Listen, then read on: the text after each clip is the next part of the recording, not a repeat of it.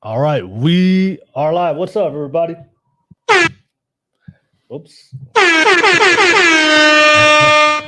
What's up, everybody? Welcome to another session of the Kava podcast, Masculine Mind Session, where we focus on male masculinity, self-improvement, and purpose.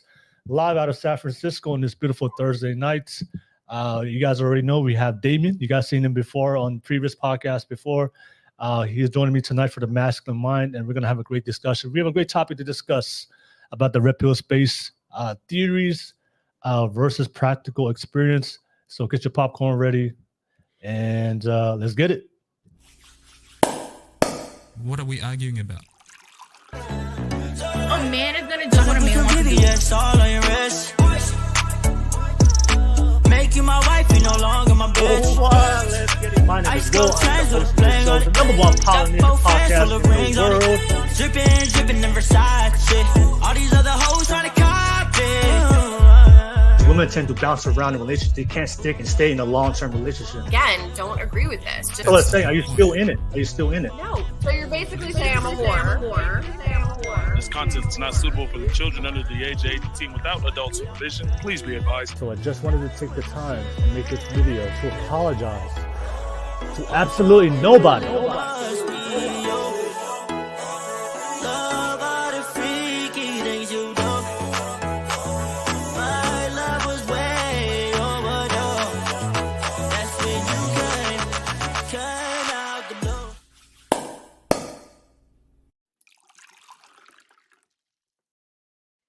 Welcome back, everybody, to another session of Masculine Mind. You guys already know my name is Will. I am the host of this show, number one Polynesian podcast in the world. We're joined by Damien. Tonight, we have a great topic to discuss on the masculine mind. As always, to all my subscribers out there, that people always support me.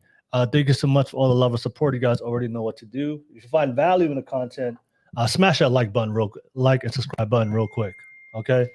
Don't forget it is a public show. So if you do want to jump on, be part of the conversation, you guys, especially the fellas out there, especially the fellas on the live chat, Damien, especially the fellas on the live chat.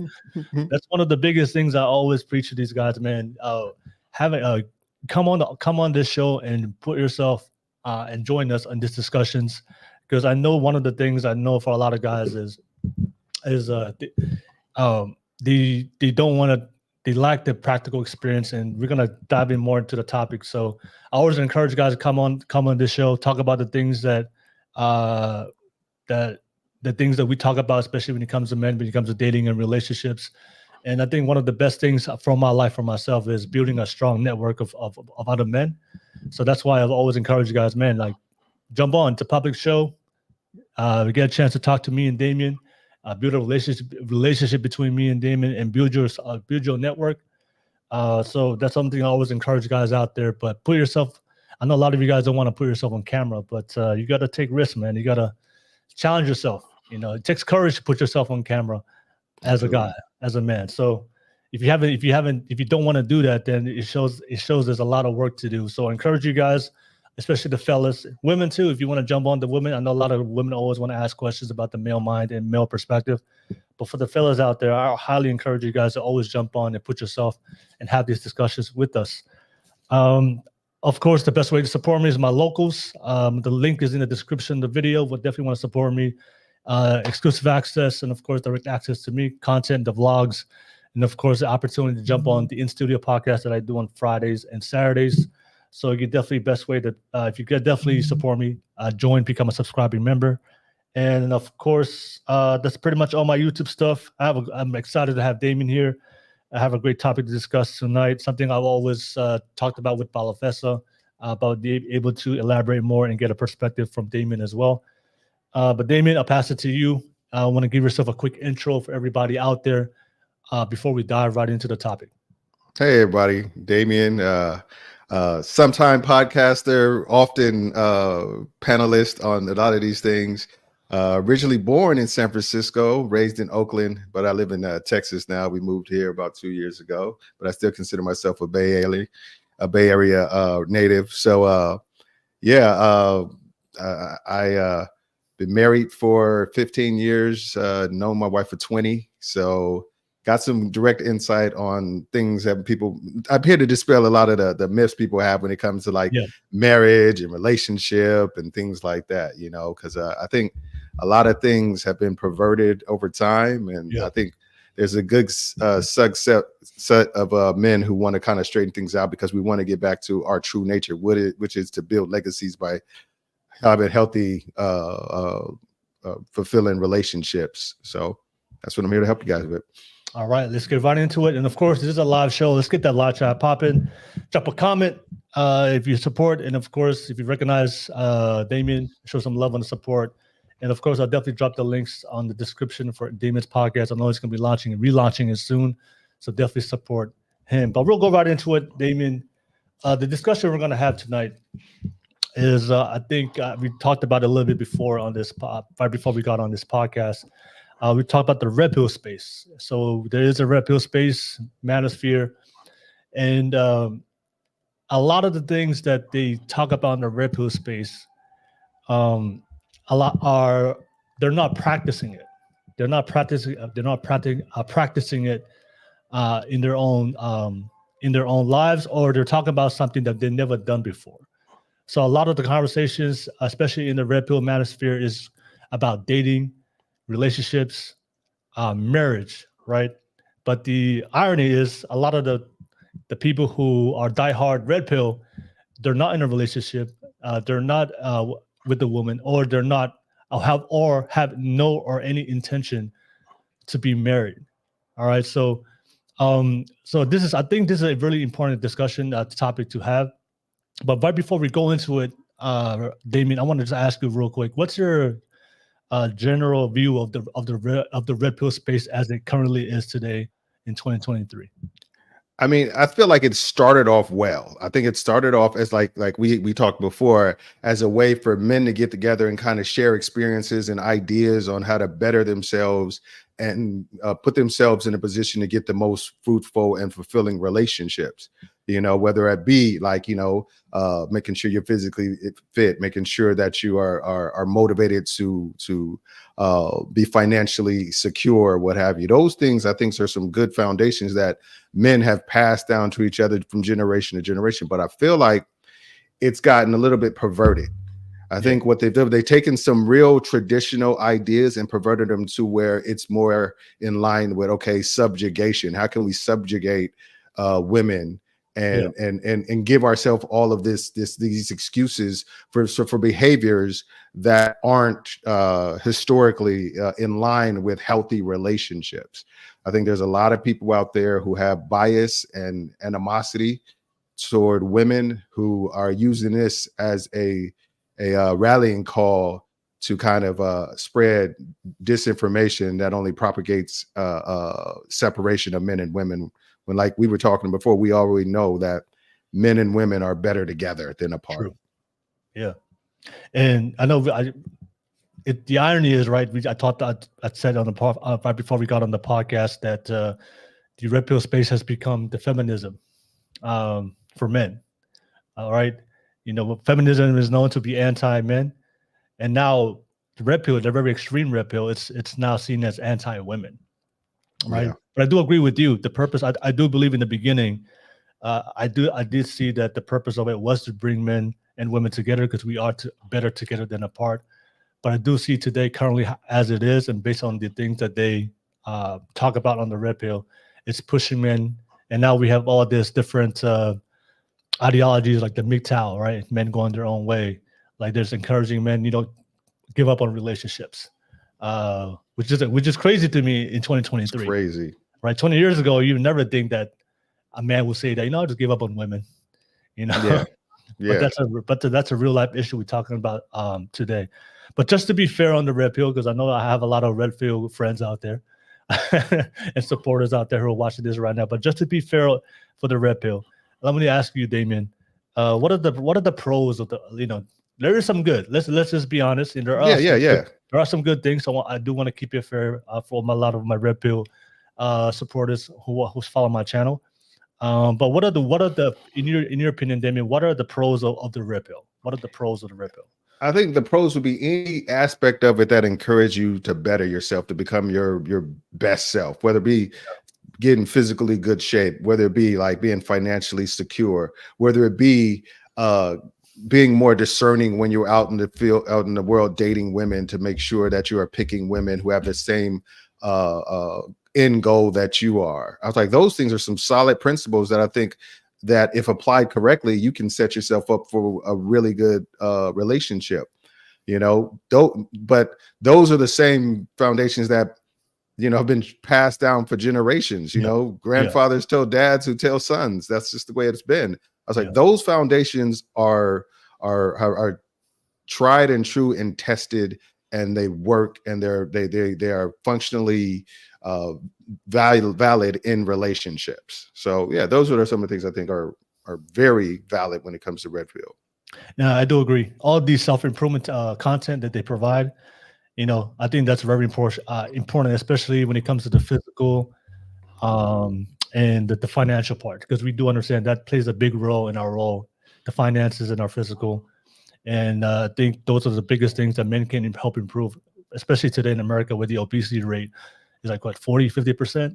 Yeah, exactly. Right. And then I think the average is like 40-50, I think 40-50,000 for the average guy. And then I don't know if you saw this statistic, but the average millennial has less than $1,000 in their bank account. Just seriously. Yeah, so I think that's really, really important. I think any type of content to help men self-improve physically, mentally, emotionally, especially financially. That's definitely help them become the leader and provider, protector. Yeah, and that's what you're saying. That's a strong word right there. See, everything that we should be doing for each other should be getting you primed for that leadership role. Yeah, and to be the leader of a household. Yeah. That's what it should be. You shouldn't be worried about leading a bunch of other men. You should be worried about leading your household. And I think that's why I think it's some people, I feel like in the red pill space, are more worried about being a role model or leading men than the household. Yeah, exactly. Yeah. And I see Milagros on the live chat. Hey, good to see you, Milagros, on the live chat as always. Milagros. Thank you so much. All right. Yeah, let's get that live chat popping. And of course, if you want your voice to be heard, anything you want me and Damon to discuss, best way to do it, drop it through a super chat, and we'll definitely read it and respond back to you guys. Okay, so that's the pros of the red pill. Anything that has to deal with self-improvement for the purpose of you becoming a leader and provider protector for your family. So that is one of the benefits and the pros and the positives of the red pill space. What's the cons, man? What is the con of the red pill space for fellas, the young fellas watching this right now? You have to be very aware. The modern red pill space, the cons are most often related to utilizing women as a resource. They're a resource to have children. They're a resource for sex. They're a resource for this. It's not a partnership kind of ideology. It's more like resource driven. Like everything that you have is a resource for me. The way you look, what you do, it has to have some type of utility for me, to where I can to push me where I want to go. But you feeling fulfilled and feeling self-actualized is unimportant to me. So when you basically and I feel like a lot of time are turning women into beasts of burden to just like shoulder the shit that the bullshit that comes along with everything that you're trying to do. Yeah. So no, I do. The pushing men to be womanizers, pushing men to go out there and sleep with multiple women, to objectify women, or just see them as something they could discard. Because we talked about before, the beginning of the red pill space was the ultimate goal was to bring us together with a woman, to find a long-term committed relationship, to help men, because we understand as a man it is a struggle out there to go out there and date in the dating market. But the ultimate goal is to become that leader, provider, protector, find a good woman, find a good wife, and build a legacy, build a family. But now it's gone away from that. All right. And also my biggest issue with it, Damien, is one of the especially when it comes to the womanizing thing, right? You go out there and sleep with multiple women. I think there are some red pill content creators, their minimum, as a man before you get married, the minimum body count you have should be 50, something like that. It was 50. I forgot which podcast it was. But yeah, I can believe it. But the thing is, for me, Damien, a lot of that type of content is not tailored for the average guy, right? The only type of men who's going to have multiple women or having sex or have multiple, be able to womanize is like the top. The guys who are already doing it, you know, exactly, the top 10% or maybe 1% of men. they're right? telling the guys to keep doing what you're doing. You know, the guys. But the guys who consume most of this content, which is the average guy, let's be honest, right? Yeah. The average dude who's consuming most of this red pill content, that type of content is not tailored for them. It doesn't help them at all. Yeah. It only helps the top tier men or the guys that are on their way to become the top tier men, which is the top 10% of men. But for the 90% of the bottom 90% of men, that type of content, womanizing, get women, you know, be part of that 1%. It doesn't help the average guy, which it should be, which is for me is, I do hear from a lot of them, from a lot of the red pill space, they say, oh, I want to help the average man, but the content that they have is only tailored for the high value. They're selling it as aspirational thinking. The thing like, if you aspire to this by doing the things we said, you'll have a degree of that. You may, whether the degree may vary of those experiences, like the, you know, just being able to go out and pick up the women that you want, and, you know, and not getting your feelings hurt because you're not investing any kind of serious emotional no emotion into it, you know. So you'll be great. Everything that you're feeling right now, you know, overly emotional, unloved, lonely, what have you, well, we can eliminate that by doing these things, you know. But it's like you said, the guys who, you don't have to tell the guy that's out there that's getting a lot of women how to get a lot of women. Yeah. You know, because he's, like I said, you don't have to tell the rich guy with the boat. Yeah. You know? Yeah. You know? So what you're doing is, I actually think in the long run, it's going to be detrimental, because they're going to not get there, and they're going to feel even worse about it. So they're like, I had the blueprint. These guys are telling me I couldn't do it. I mean, I'm a bigger failure than I thought I was. Yeah. You know? And also, you know, it's not for everybody. Yeah. You know, if you have, you know, if you want to be a top 1% man, if you want to go out there and be a high value top 10 and 20% man, I have no problem with that. But also have no problem with the guy just living a normal life. He just wants a normal career, just find one good woman, have children, and have a, you know, work Monday to Friday, have the weekends off, and be okay with that, as long as he's good to his woman, he takes care of his kids, he takes care of his responsibilities. And I think that's most men. Most men are like that. But I think sometimes that type of content, if you consume it too much, they try to become something they're not. Right? Yeah. And they find themselves in a position where they're not, you know, try to act like something that, when deep down in their core, they don't want to become that top 10%, 1% man. And they try to. And I think if you try to become something that you're not really, you're not being authentic to yourself as a man. Exactly. Yeah. You'll never be truly happy, because you'll always be reaching for something else. You won't ever be comfortable with what you have. You're like, okay, this is, if it's that whole saying, you'll miss the forest for the trees. It'll just be like, you'll think it's always out there. It's always in your grasp, but you won't sit there and be like, hold up, I got a good life.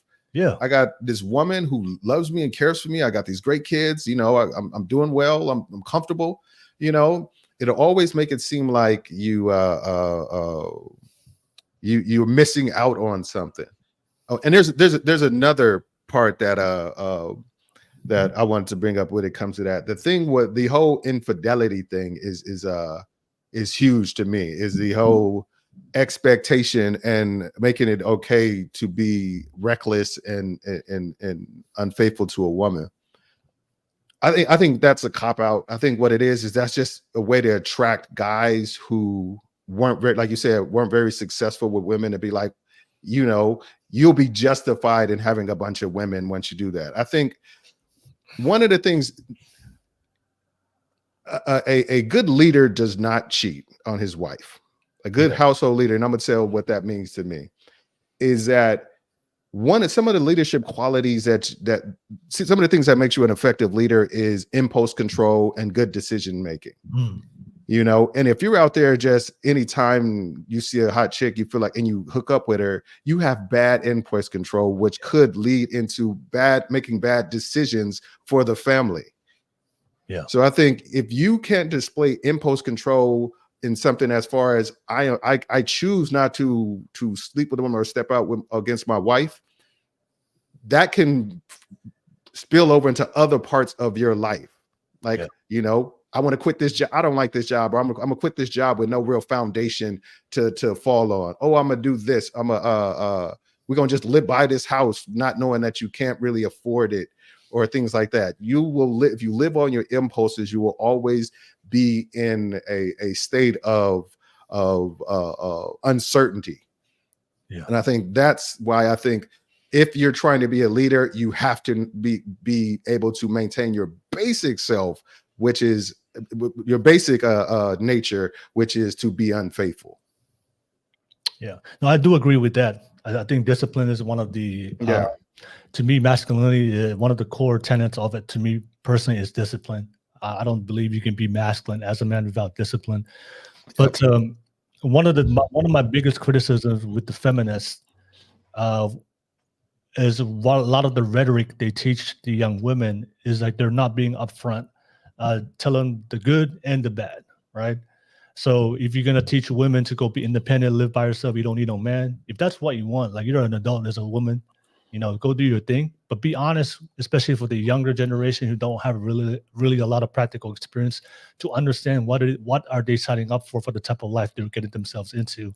It's the same thing when I see when you try to tell men in the red pill space about womanizing, right? It feels good, right? It sounds good as a man. Wait, I can have sex with multiple women if I can learn this and this and this and get access to all these women. It sounds make a bunch of money. Yeah, a bunch of money. The content is really looks good, but there's a lot of issues when you're not really when you're not dealing with quality women and you're just choosing women out of impulses. And how many examples have we seen with very successful rich men and they're brought down based on that one woman he just had sex with impulsively, right? Yep. They got to sue you. Stories come out. They cried assault or whatever. Whatever. There's a lot of women out there coming out and saying this and this. They and come up with a baby, a side baby, just all kinds. They make up a story that ruins their reputation. Yeah. As a man, you get canceled. All right. So in my head, it's like, hey, if you're gonna tell men the truth, quote unquote the truth, because that's what they always say on the red pill, the truth, right? But tell them the good and the bad. If you want to be a womanizer, this and this and this. But for me, there's a lot of problems that comes with it. And for the way I see it, for me is, if I'm gonna build something for my life, especially for my family, I'm not gonna let my impulses or one woman, especially if I'm not being very selective, to bring that up. No, that's a distraction. And like you said, I don't know, it's just one of those things where, like, I'm just go back to what you're saying about the feminists, and I tell them the good and the bad. I agree with that too. I agree. Like, there are some women out there that make that deal. If you're saying, hey, I'm going to provide for your life, I'm going to take care of your life, you're going to have to want for anything, you're going to have the house, the car, you said your parents are going to have a nice house, whatever. But when I'm out on these business trips, don't question me about what I've done. And if you've made that decision up front, number one, that's whatever your marriage looks like is what your marriage looks like, and it's working and it's functioning, and nobody is feeling any type of way about anything. Rock on. But the thing is, I think what happens is people don't give them the full picture. There's a shelf life on that. Yeah. When a woman, like, you can say that, but when she's 2 kids, 3 kids deep into it, and you're off in Colombia, she's gonna have a problem with it. Yeah. And you're gonna feel it. Yeah. And then that's going to incentivize her to, like how a lot of these rep people say, oh, incentivize women to the society, the courts incentivize women to get divorced. That will incentivize a woman to get divorced, because she's like, okay, I've been here long enough. I have the kids. If he gives me child support, it'll be enough to sustain me. I'm going to find me the guy who's not going to go to Colombia twice, 2-3 times a year. Yeah. And respect me. And that's just the way it goes. I've seen it happen. Yeah. Okay. So I mean, so that's there's pros and cons of the red pill space, and we also talked about before. It has become extreme. It's become very radical now. The red pill space, the same way the feminism has become very radical. But we'll go right into the topic itself. I do want to talk about the theories. I know you mentioned it on a previous podcast we did last night about your opinion was you always find it funny when guys talk about something they never done before, and to be fair, they try to defend it.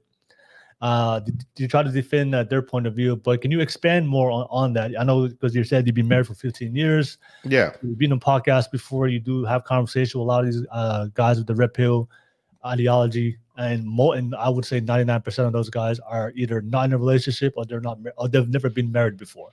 Yeah. I think like we just said, a lot of cats they hear a lot of stuff on statistically how things might go, so they have these theories based on fear. They're fear motivated or feel demotivated to do something or not to do something.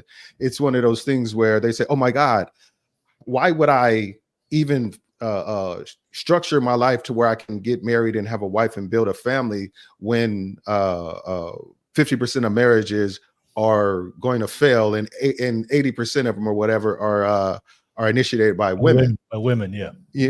The thing is, though, we were talking about this earlier, and it's just like you said, 40-50% of the United States are overweight. Yeah. But there's behaviors that you do that keep you overweight or get you overweight. Yeah. So if you're not doing those behaviors that in marriages, you and your partner, don't get me wrong, I'm not talking about just the men, I'm talking about women and men. Are you not subscribing or doing those behaviors that traditionally in marriages, you'll be on the other side of that. Nobody's filing for the divorce. Divorce is not fun. My marriage right now is my second marriage. I got married young because I was in the military, and they was like, "Oh, you get married, you have all this stuff," and we were cool, but I wasn't ready to be a husband. I was absolutely not ready to be a husband. Yeah. I thought being a husband was something different. I wasn't ready to give up the streets. I wasn't ready to give up everything. It was me, then my family. Yeah. It was, and that just doesn't work in America. And she was a good woman, but the thing I just wasn't a good husband at the time. I wasn't a bad husband. Like I said, I'm not a cheater. I haven't cheated on anybody since I was 24 years old. Yeah. For various reasons, but it's just one of those things where I was putting myself in situations that wasn't conducive to being a good husband. So I think that is a lot of these cats, they have all this fear of all this stuff happening to them. So they don't make any type of real significant changes in themselves that would lead them down the path of being, they don't take the risks associated with finding somebody, investing in somebody, trusting in somebody, building something with somebody. So they rather not do it and just complain from the sidelines. So yeah. It's all this, everything they do is, like I said, is based on that scarcity theory of, I'm going to lose something if I do this instead of I'm going to gain something. Yeah. It's just like, I felt like I was worried, I was worried like that in my first, but in my second, when I really kind of took a look at myself and really was really discerning with the person I chose to make my wife, then that fear wasn't there. I wasn't fear that it was all, okay, these are the amazing things that I gained from it. Yeah. So if there's, and one last thing, I think a lot of times cats aren't looking to people who are in successful relationships and try to get game from them. Facts. And say, okay, you seem to be in a successful relationship. And the honest one's gonna be like, it's got its ups and downs. Like, I think it was Michelle Obama that said it best. She was like, I've been with my husband 30 years and I didn't like him for 10 of those years. Yeah. But she said, 20 out of 30 years, I was like head over heels in love with my husband. In 10 years, I didn't like him very much. She said, I'll take that. And that's what marriage is. If the red pill caught a wind of that, they're definitely going to criticize Obama. You let your woman talk like that? Seriously. No, that's one. The one thing I do see is the red pill content and a lot of the men in the red pill space who need a lot of help. All these statistics and this overwhelming data and research that the red pill space provides for them, it's creating a generation of men to be risk averse, right? They're so afraid of risk. And here's the thing: life is a risk. Yeah. That was our thing. That was our thing as men. Yeah, exactly. Right. We went out the cave and to risk our lives to fight the mastodon to bring home food. That was the risk. Life has always been a risk. And for me, it's creating a generation of weak men. You know, part of masculinity is being strong and going out there and being courageous for your family. We go out there to the world to find a way to provide and protect and bring it back to the family, right? And we've been doing this since the beginning of time. And what I really find, for me personally, I really find it, well, I'm trying to figure out a good word. I think it's a shame to all the ancestors of men back in the day since the beginning of time. Think about it. Think about all the things that our ancestors have gone through who didn't live in modern society, but they still found a way to find a family and have a family. Yeah. Right? They went through the caveman era. They went through famine. They went through natural disasters. You know, they went through all these things. And the men in the past the men that came before us. They still found a way to find a woman, have children, and still continue on the generation to the point that we are today. Imagine if the men back in the day, right? I'm afraid of going out there and try to go out there in the dating market. All the issues that they were dealing back in the past, because I believe in 2023 in the modern era, this is the best time to live compared to any time in society. This is the best time to have any quality of life. And for me, to give up on dating, to give up even trying to go out there to the dating market, I think in my ancestors, the men in my family saw me, it was like, probably slapped the shit out of me. What the fuck are you talking about? The funny is, like, don't get me wrong, one of the things, the drawback that happened that I was lucky enough to miss was like this whole influx of social media, because it's changed, it's perverted the expectations of what relationships need to look like.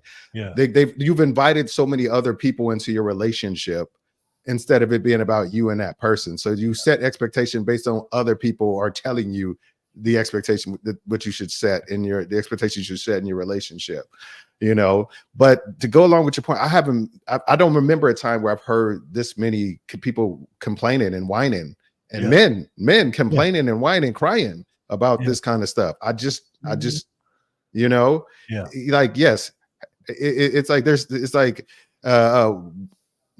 women want rich guys, men want hot chicks. I mean, is that new? Exactly. I mean, is that a new concept? Yeah. Like, women use what they have to get the most high value men, I guess you want to use that term, they can, and men try to build something to get the highest value woman, the best, the hottest woman they can. It's like, this is not a new concept. This is where it's been, you know.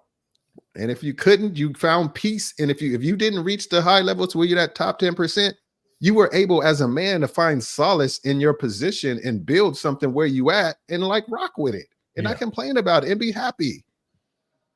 I was watching a podcast with Patrick Bet-David on Valuetainment. I don't know if you heard of him, right?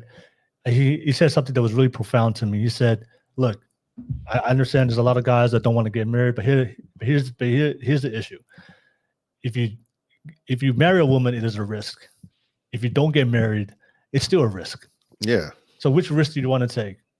Do you want to risk getting married, or do you want to risk never getting married and living the rest of your life alone, bitter, and resentful, right? And like I said, we're social creatures. Like, both men and women, we crave relationships. We want to find a partner. We want to build communities, right? So, everything in life is a risk, and I just see a lot of guys just focus on the downside. Even though there are good examples of men out there that are getting married, they're finding good women, but we want to focus on the negative, and to create a whole generation of men that are just too afraid to go out there and try. So, hence the topic that we're discussing tonight. And also, you brought up one great point about a lot of the guys or the women, because there are women in the red pill space now.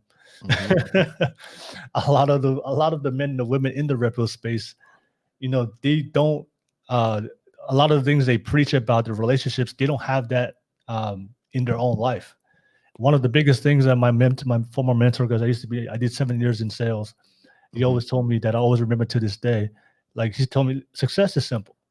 Just find somebody that has the results you want in their life, and they're actually doing it on a consistently daily basis and long term for a long period of time, like 10, 20 years, and just imitate and practice their behaviors and what they do. It's real simple.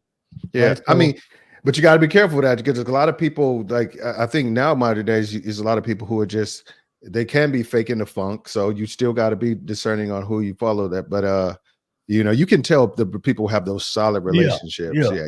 You can absolutely tell who ain't going nowhere, who weathered the storm, who've gone through some things, who've come out on the other side stronger.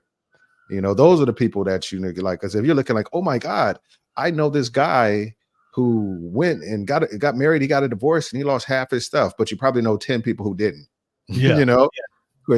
Seriously. Yeah, exactly. Yeah. But we don't sit there and hold parades for it, and we don't like sit there and cry about it. It is what it is. It's just our life. So you won't know, because we just live in our life. We're not complaining about it on these public spaces. Yeah. I mean, it's just everything. To me, it's just common sense, it's rationality, right? It's just everything in life. Like if you want to be physically fit, if you want to start a business, there are big risks to fail. Most businesses fail the first 3-4 times before they finally become successful. It applies to everything. But as guys, there's a lot of things that we do there's a lot of things we achieve in life for men that are extremely difficult. But for some reason, we're afraid to take that same level of risk and mentality towards women. We'll build empires, right? Yeah. We'll build businesses. Yes. You just said a mouthful right there. A guy will take a chance of opening a restaurant that could live him bankrupt, but said, oh no, get married? Oh hell no. Exactly, right. Seriously. We'll invent new inventions, right? But then when it comes to women, we'll cop out on that. We'll give up on that. Yeah. Right? Oh, man, that's crazy. That is crazy to me. Yeah. All right. I mean, I don't know. They're trying to convince, like I said, there's too many people out there trying to convince men they don't need women. And I'm just like, you absolutely do. Now we do. Yeah. All right. So, okay, let's talk about theories versus practical experience. So one of the things I've had this conversation before, and with Balafis, and we talked a little bit before the podcast. There's a lot of information. I'm a big stats guy. I'm a big analytical guy. So I do believe in stats and analytics. All right. So there's a lot of research, a lot of data out there that the Red Pill provides, which is, it's true, right? There's research out there. Studies has been done. I'm not gonna diminish the value of data and statistics and analytics, right? But in my personal experience, and this is something that me and you have criticized the Red Pill space, a lot of the guys are just living vicariously through other men. They're just living online. They're not going out there and getting that practical experience, right? And even though there's a lot of things that a lot of research and analytics and numbers that I do see online, that is to be true, but then when I go out there to the real world, it is a different experience, right? So what I do want to first discuss with you, Damien, is I want to talk about all the theories and statistics and analytics and data that we do see that's commonly used in the Red Pill space, which is true because it is a statistic that has been researched, but based on your personal experience, when you go out there into the real world, you find that is you don't see that same. It's opposite of what the research is saying. All right, I think I'll give you. Let me give you a perfect example for everybody out there. We talked about early in the podcast. There's an assumption for a lot of the men on the Red Pill space that they think that the types of women that you see on the panels, on this relationship podcast, these Instagram model type chicks, the OnlyFans type chicks, the loud disrespectful type chicks, they think that's a representation of all women. Yeah. Right. If you go out there and date in the real world, you realize like that is not. There's good women out there. There's average women out there who don't have the qualities that we criticize on the Red Pill space. But there is this, and of course, to provide statistics like, most women are having 60% of women are already losing their virginity in high school. Not 80-90% of women are sexually active outside of college, something like that, compared to most men who are not having sex. So there's this narrative that's saying all these women have high body counts. They're all promiscuous, they're all fucking around, and that is the modern day women. But when you go out there in the real world, and of course, I don't look for these. I don't go to bars and clubs and promiscuous and places where there's a lot of alcohol and drugs to go find women. I meet women in social places, and that's not my experience personally for myself. I don't meet these types of women that I see that they paint on the red pill space. I literally meet women who generally have good morals, good character. They're not promiscuous. They're not on Instagram posting their bodies online. So the types of women, and I am very selective. I'm not going out there to womanize. I'm just going out there to date looking for something solid. But that's based on my experience. That's not the woman I see for myself. Even though if I do watch the red pill content space, that's usually what I see in the live chat. All these women are the same. All women are promiscuous. All women are posting their bodies online. If that's what you're looking for specifically as a man, you're gonna find that. But if you go out there and you try multiple and try to date good quality women, you're not gonna find that. So that was just one example I wanted to use. Yeah, if you are on Tinder and Bumble and whatever all these stuff, that's the women that are on there. Yeah, are those type of women. So if you're in those platforms, you are in this. That's the pool you're fishing from. That's the fish you're gonna catch. Yeah. So yes, you're gonna have a woman who's probably gonna be sleeping with a bunch of people or in part of the hookup culture and stuff like that because you're in those ponds. You're in environments. You're in those environments. But I'm just saying that wasn't the way it was for me. It was like like the whole Yahoo dating and all that stuff. It's just started coming out back then and stuff like that, but it didn't take off. I think the way we used to engage with each other was way different. A man couldn't just swipe right and find somebody or go to the club, flash some money and get a quality woman. Yes, if you were looking for a certain type of woman, that you could do that. You could go to the club, flash some money or whatever and hook up with somebody. But the guys who are finding the long-term relationships, finding them in college, they're finding them at church, they're finding them in grocery stores. They're walking up to women, they're approaching women, approaching women and trying to spark something up. What's happened is the dating apps have made it that hunter mentality, that hunter muscle that men had has atrophied, and to where aren't doing that anymore in the way that they did, because you had to go get rejected. Okay, that doesn't work. That didn't work. Okay, I got rejected by this woman. That didn't work. That didn't work. And then you had to kind of develop, I guess game is a simple way to put it, to where you could be more successful. But you were more comfortable talking to women. I think men are so afraid to fail that they go for what's quick, and then they judge women off of the fact that this woman who they met on Tinder hooked up with them the first night that they met them, kind of situation. So they think that's all that's out there. Yeah, and then goes to them, and they all see all these women are the same. Yeah, exactly. All right, so you made a great point. I think there was a study I saw that I think 40-50% of women of men between the age of 18 and 25, something like that, has never approached a woman in their life, which is crazy to me. But so that was one theory. So that was one theory about all modern women are hoes and promiscuous, right? So I do want to talk about, are there any theories that you saw, any that comes to mind that you saw that's commonly talked about in the red pill space, that based on your experience in real life that you see that it's totally the opposite? Yeah, I think it's not totally the opposite, but I think what happens a lot of times, they don't add the context to it. It's like there's context, like I said before, when they said the 50% of relationships are doomed to fail, and women are incentivized to leave their men. Yeah.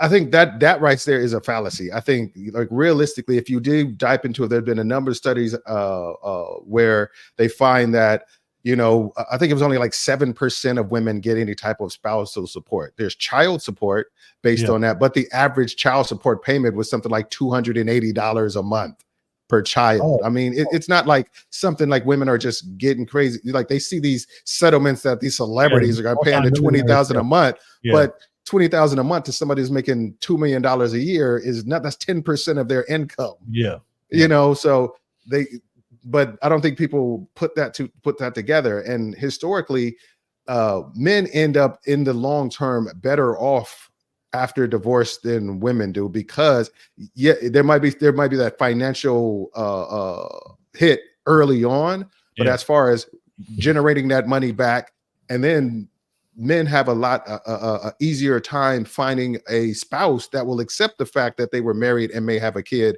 than women finding a man who will accept the fact that they have a children, because majority of the time the children are in the home with the woman. So most men, like a man can like divorce his wife and then he's basically a single guy living in his own place, dating and stuff like that. A woman, there's that child component that's always there for the most part, you know? So I think that there's a misnomer that there's all this incentive for women to get divorced, but yeah, there's incentives for women to get divorced from celebrities and rich people. But the average guy, there's no real incentive for that person to leave. So don't make it seem like that's the plan. I think a lot of times they make it seem like that's the plan all along, is for them to, okay, I'm gonna try it out, didn't work, okay, give me half your stuff. No, I think that statistic of the 50% failing and 80% from women is like, it's because a lot of times I feel like women aren't accepting the things that the women who historically accepted. Women aren't accepting infidelity like they used to. Women aren't accepting physical abuse like they used to. You know, women aren't accepting emotionally detached men like they used to. You know, so I think that's kind of what none of these women, I feel like, are getting divorced to be by themselves. They still want the dream, but they just think, okay, I'm young enough to where I can get it from somebody else if I play my cards right. Hopefully I can get it from somebody else who's going to value what I bring to the table. So the statistics around divorce, I think there's a significant lack of context and after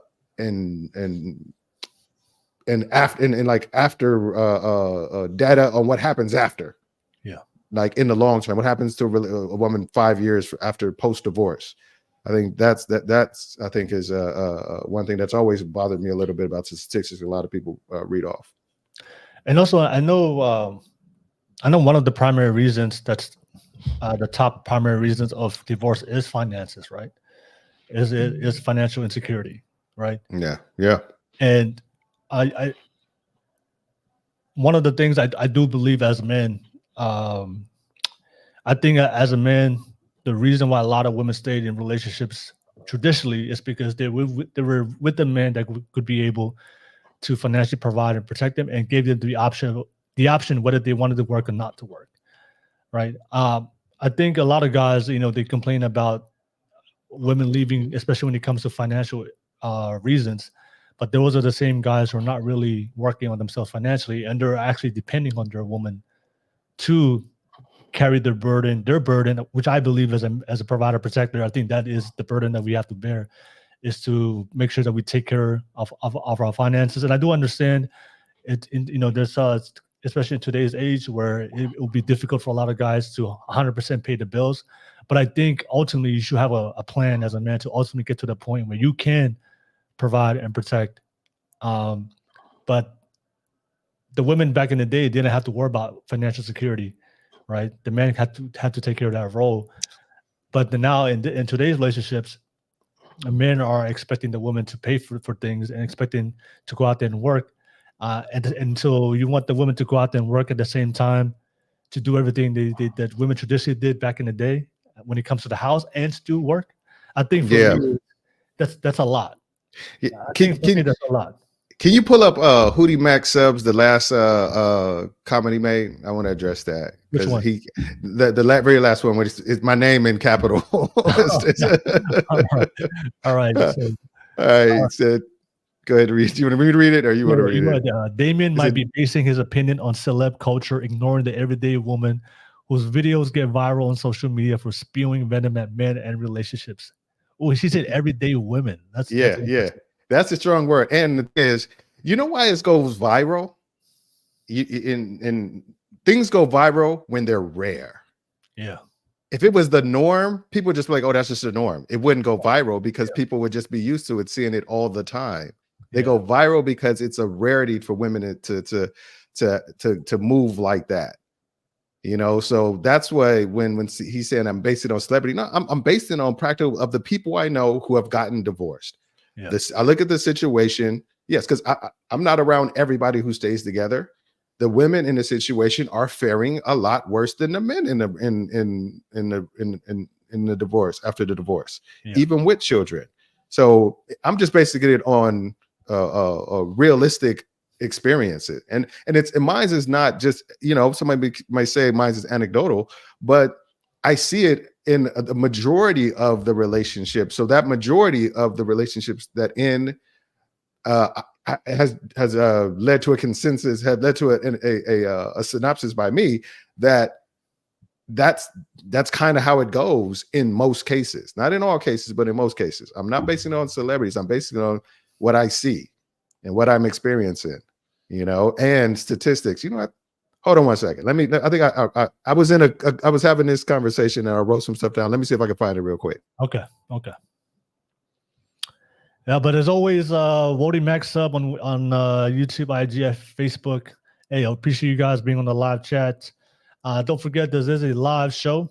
So if you do want to jump on, the public link is posted on the description of this video. Click on that link and you'll be able to jump on. And don't forget to smash that like button.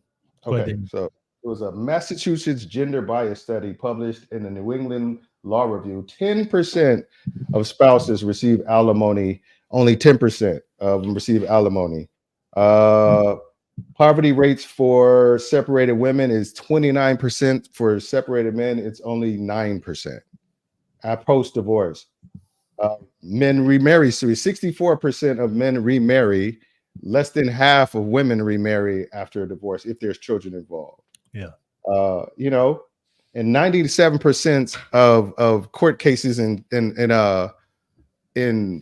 custody is settled outside of court. So nobody's getting forced. It's like men usually just agree, okay, yeah, the children go with the mom and I'll just give her some money. Yeah. You know, so I don't know. It's just like one of those things where that's statistics. And let me see if I can find the source on that one. That was, I don't know what that source was, but I find it. But yeah, I just think it's one of those things that I think it's the whole picture isn't being painted when it comes to divorce. Yeah, and when it comes to the divorce, right?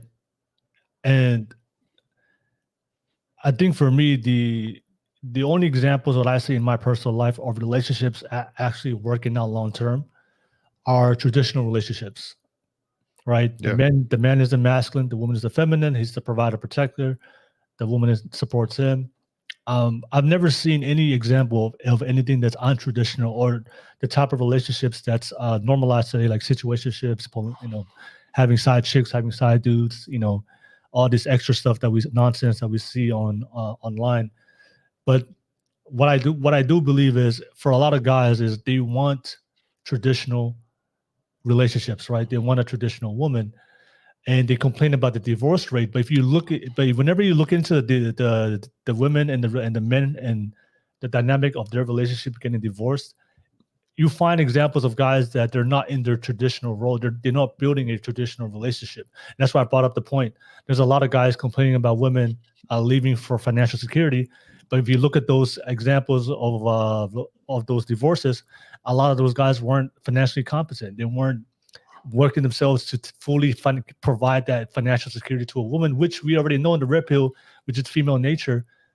You know, they do. That's something that women look and prioritize in their relationships. They want financial security from their men.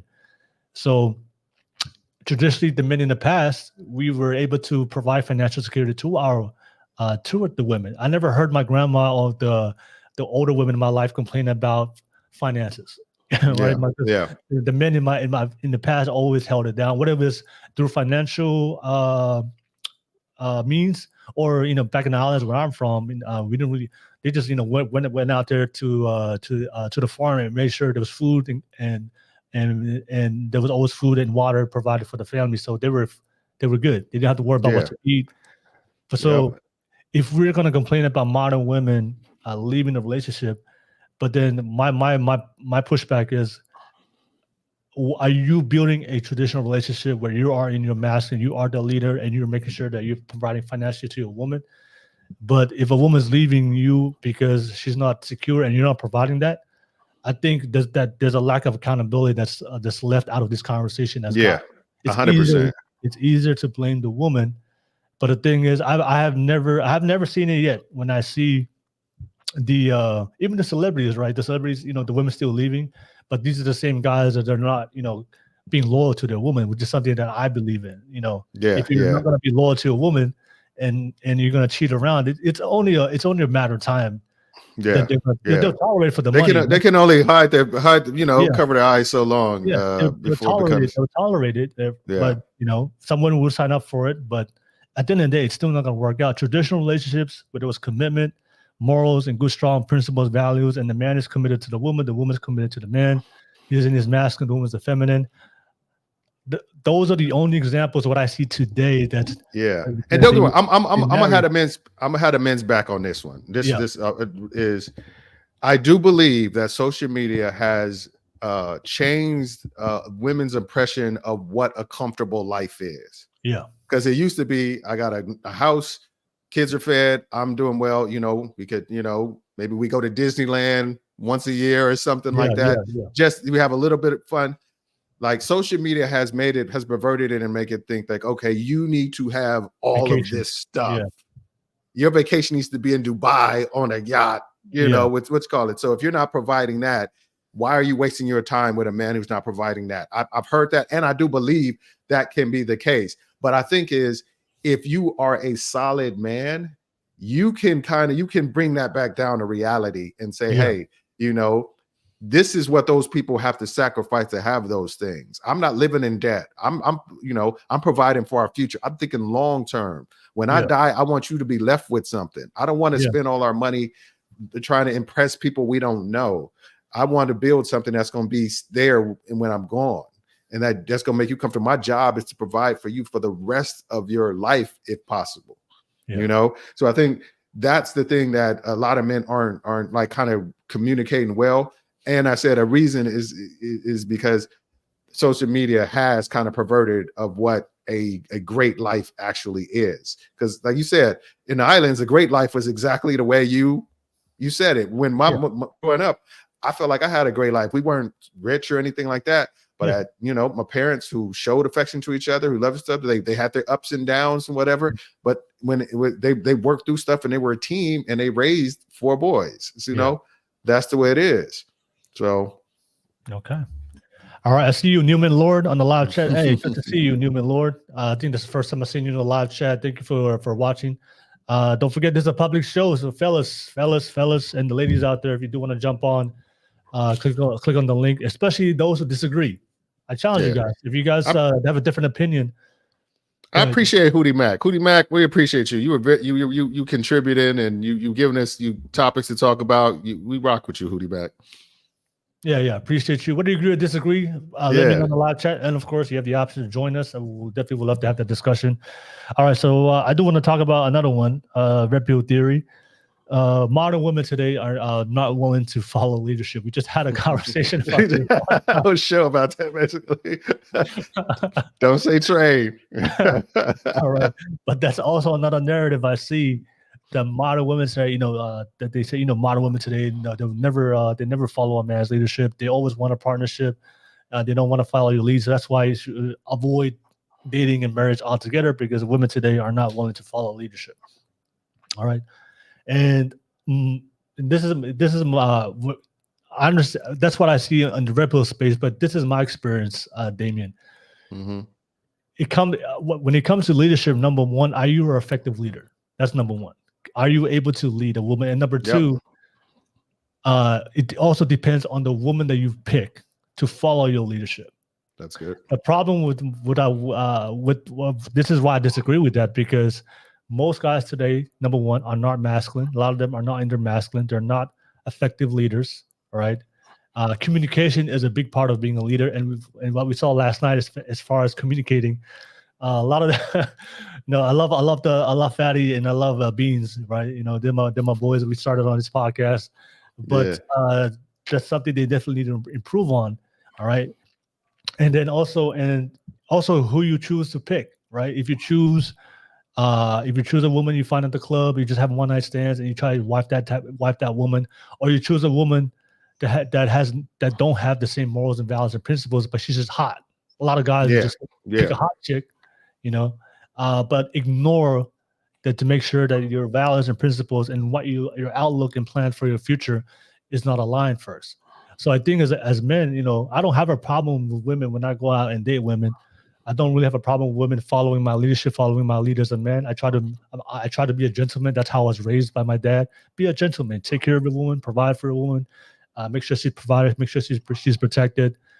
Be the leader. Lead a relationship, and just make sure you choose good women that want to follow your lead. All right. Yeah. I think if you do those two things, you will. If you go out there into the practical world, you will not have a problem. But if you're not a leader as a man, and you're not in your masculine, and you pick random women, and you don't pick good quality women, then of course naturally that relationship's gonna be chaotic, and she's not gonna follow your leadership, because women I think women have they're in their feminine. I think regardless of, we may label women masculine or feminine, but I do believe deep down in the core they're feminine. Even a woman that's labeled as masculine, when she comes across a strong masculine man that's on point, that carries himself to high standards, and I've seen this before, and I've seen your effect on this in Balafesta as well, is these women will be chaotic to certain guests, but then when you talk, that your presence and the way you communicate, they say the same thing, but they respect it because of the way you communicate it. And then also, for me, that represents your masculinity. Yeah, I agree. Leadership skills. Thank you. And the funny thing is, you can see the results of what you were just describing. When you had that podcast, I think it was 2 weeks ago, with the one woman who was like really pushing back on you. I forgot what her name was. Robin. Yeah. Yeah. She was really pushing back on you. I don't want a leader. I want this, that, because that's what happens when she has encountered bad leaders, horrible leaders, men who haven't done the work to become leaders. It spoils it for every man moving forward, because you always think, okay, men aren't capable of leading, because the men that I've encountered haven't shown me that they're capable of a leader. And she even said it was kind of the same situation with her mom. So it was the same situation that came. So it was a generational, where she was just like, men have not stepped up. And I think a lot of men, they think for the simple fact that they're men, that they automatically have all these leadership qualities. Yeah. When I was younger, out in the streets, I dated a lot of women, and I had almost no leadership qualities. I was fun. I was exciting. I was jokey. I was, but I could not direct you into a path. I could not show you. I didn't have the skills to kind of like say, okay, I'm going to take over, follow me, and you'll have a successful life. That was not me, because I didn't even know what I was going to do with myself. Yeah. It wasn't until I stepped away from that life and really kind of divested from the things that go against good leadership qualities, self-control, self-actualization, making a consistent history of making good decisions, things like that. When I start doing that, then I could say, okay, step back. I could be a better leader. And then I found a woman who was open to it, but don't get me wrong. She didn't blindly. There was that, okay. She did test it for a while, because just like a lot of women, they haven't been around guys who've showed consistent leadership. Yeah. So it got to the point where it was like, okay, all right, okay, that was a good decision. Okay, I see where he's going with this. Okay, that's a good decision. Okay, this was smart. Okay, all right. I trust him. I trust that he's going to lead us into the kind of life that I'm going to enjoy and I'm going to be fulfilled by. I think it takes time. I think men need to step away and really take a look at themselves and say, okay, have I done the work to be an effective leader long term? because I could lead you somewhere in the short term, but have I done the work? And am I continuing to do that work if the circumstances changes to where I'm adaptable to different types of situations in life? That's the stuff that a lot of cats aren't doing, because a lot of these red pill spaces are, you're the leader just for the simple fact that you got a penis. Yeah. You know, Yeah. Or you pay the bills, or you have money. you pay the bills. Yeah, That's the default. funniest thing when people say, like, what if I don't want to pay the light bill? I'm like, well, you was paying the light bill when you were single. You wasn't in the dark, you know, so that's just being a man. Exactly. You know? So yeah, with the with the leadership one, yeah, that's and also I remember on the last night's podcast. Oh yeah, we're not men who are leaders. We're not going to force a woman to follow our leadership, right? yeah.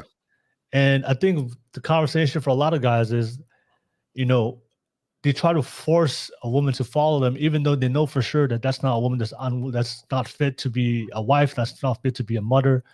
And as men, we have to be able to walk away. Like I'm gonna number one, be selective who I choose.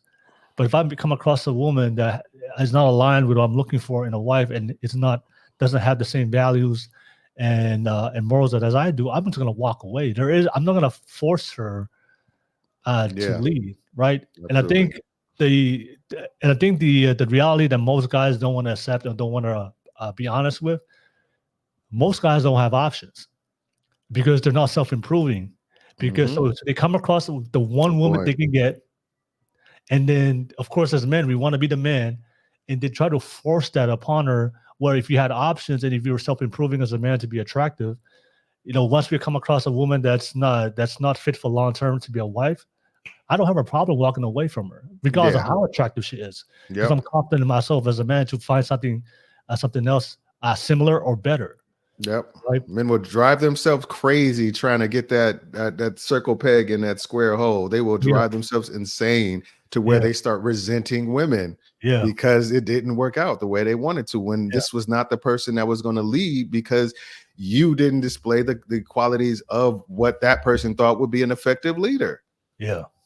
You know, that's just the way it is. And people, it takes a whole lot of self-reflection to get to that point, to realize that and make those changes. You know, and that's and none of this red pill stuff, when it comes to that aspect of relating to women, there's a lot of self-reflection. When it comes to, like, you know, like I said, I'm all about, you know, making sure you're fit, make sure you're financially fit, making sure that you have confidence and all this kind of stuff. I'm all for that stuff, but I'm just saying it's that expectation of it feels like you're saying you're the man, you should lead, because historically that's how it's done. Well, now women are different. Now they need a little bit more. They need a little more proof is in the pudding. They need a little more okay, I can see where your leadership style have led you. That's why I like when they say, oh yeah, women want to meet the winner at the finish line, as opposed to like working with him. Yeah, because if he's somewhere, if he's at the finish line, that means he's done the work to get to the finish line, and they say, okay, I'm comfortable following that person's lead. If you haven't got there, you shouldn't be expecting women to just blindly follow you. It takes like I said, my wife and I did, when we first got together, we did the whole, she's a little bit more traditional than she is modern, but it was like kind of 50-50. But then it got to a point where I started making more money and good money, and then she stopped working, and we just realized that our life works better in a certain dynamic. Yeah. You know? And like she now, our kids are in school, so she's went back to work because, you know, the kids are school 8 hours a day. So she worked, but it's not one of those things where it's the dynamic hasn't changed. Yeah. You know, I still feel like it's my duty and responsibility, and I've shown, and she trusts that I can, regardless if she quits her job tomorrow, that our lifestyle won't change. Yeah. Because we set it up as that, you know, and that took time though. It didn't happen overnight, because I was, like I said, when I first met her, I was not a leader. Yeah, and I think the men in the past, the reason why I think there were always traditional values that the the elder generation and the men pass to the next generation, and I think that's lost in today. Because the default is today is just because you have a penis, just because you make money, then you're automatically a leader. And I think if you really look back on all the men in the past, the good men in the past, in our past, in our history, and if you really look at the qualities or the things that they did well to be good leaders, and I think me and Balafest had talked about this, and I think it just comes down to three things. If it's just for all the men to figure, I think it comes down to three qualities. We call it the tenets of masculinity, which is accountability, resiliency, and discipline. Yeah. I think everything that makes a good man, it always comes down to three things. If you're accountable as a man, if you're resilient as a man, and if you're disciplined as a man. And I think if you have those three main qualities, if you show me any man that you would consider a great leader in your family, Damien, I promise you, at some basis level, they will always have those three qualities. They were very accountable to themselves and to their families. They were very resilient, right, to make sure that they could always overcome any challenges that come through their life. And of course, they're very disciplined, right? They stand true to their words and to their values and to their commitments. And it's always been for me. But I think that's been lost in today's generation. And because, unfortunately today, there's a lot of guys, there's not a lot of masculine men, or there's a lot of guys not being committed to stay in the house, and a lot of single moms and fatherless children. So they don't get that from the strong men. Yeah. And I think I love the self-improvement content in the Red Pill about, fitness, finances, self-improvement. I love that. But I think what's missing in the Red Pill content is because the fitness, the physical, and the mental, that'll help you attract women. But the most important thing we need to be discussing is once we attract the woman, how do we maintain and sustain the relationship long term? Yep. The attracting the woman is the easy part. If you're doing the work, that's the easy part. But what I don't see in the Red Pill space, and I think that's why I love having conversations with people like you who have experience in your marriage. You get to share that, and I think that's something I'm looking forward to see more in the Red Pill space is men who are actually leaders, men who are actually having the results and are in healthy long-term relationships and providing content. Because all we see on the Red Pill space is get the woman, and then but the thing is, there's another process after that. Once you have the woman, you're going to have children. How do you build and maintain our relationship? That's the content that needs to balance it out. But the only content we see is have sex with a woman and it stops right. There's no other content after. There's the end game, it falls short. Right. Once you got her, now what? It's one of those situations. And I agree. I 100% agree with that, because it's I think it leads them trying to, like you said, like, okay, I've done all these things. I've worked, I've built myself up. What have you? I meet this woman. How do I maintain her? I think is you can't look at your spouse as a resource. Yeah. I mean, it was actually, I'm taking this take from this quote from Andrew Tate, who said this. Yeah. He said the most masculine thing a man can do is admit in a relationship there's things that women do far better than men. He said, and the most feminine thing a woman can do is in a relationship and is to admit there's things that men do far better than a woman. I think that is so true. Like there's certain things in my relationship my wife does way better than me. Yeah. Like she is better at the fine tuning things. I'm the long range thinker. Yeah. I'm the big thinker. I'll make sure, and I'm the protector. My wife is a lot more nurturing to our children. Yeah. And she's a lot more nurturing to me, it's in that kind of that give and take works so well in my relationship. I think it works well in other relationships. Like don't get me wrong, mine is not the prototype of every relationship. Yeah, but it's just one of those things where I recognize the things she does far better than I do, and I appreciate those things. And it's vice versa for her with me. I think what happens in the Red Pill space is they're just saying the woman needs to just appreciate everything you do. Yeah. One way. Yeah. She needs to just be happy to be there. That's what I see in the Red Pill space. Like there's no content or for how to maintain a relationship. What I see in the Red Pill space is just get your money, be a high value man, have your finances in order, and your woman should just respect you just for that. Yeah. If you don't get on your plan, find another one. Yeah, but that's not how it is. That's not Yeah, really. that's not real really, life. right? Especially with No. the conversation we were having yesterday about. I know we were having a debate on whether or not we should change our style of communication to our women. And if you ever been with relationships with women, you understand as a man, we don't talk the same way we talk to each other to our women. Yeah. If you Yeah. this is common sense. Yeah. I But, didn't know that was a new concept to like, but it was for me. It was baffling to me too that we were having a debate on whether or not we should keep the same style of I'm the leader. I could talk to her however I want to talk to as a leader. She should respect me as is. And I was like, no, that's not how it works. Men and women are different. Yeah. Right? Because it shows a lack of like you don't value them because you have to be considerate and show that I value you because it's like if your woman stops feeling like you value and appreciate her, that's when those divorces happen. And that's when they start opening themselves up to, Steve at the job, who tells her she's beautiful and I value you working with you every day, But here's the thing, Damien. That's how when I hear guys say that, that's how I know that they're not getting the practical experience. Because if you deal with women on a normal basis, you understand there's a different way we have to communicate with them, especially if it's somebody that you have romantic interest with. All right.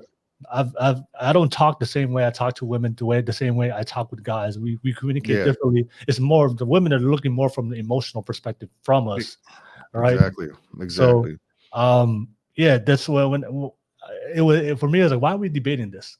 And you brought great examples too about the different forms of communication when you're doing it in a workplace. You don't talk the same way to every employee. Yeah, and I said that. Like I said, I have a team of people that work under me.